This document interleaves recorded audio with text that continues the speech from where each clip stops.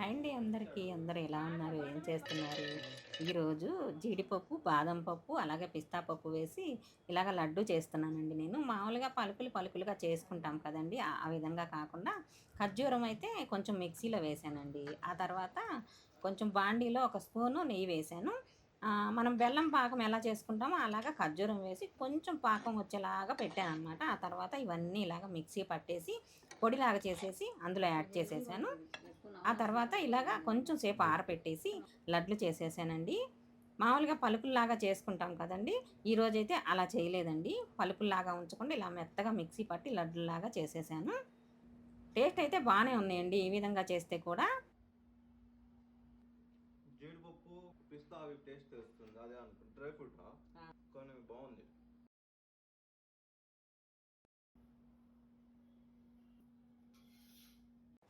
Hi అండి అందరికీ. అందరూ ఎలా ఉన్నారు? ఏం చేస్తున్నారు?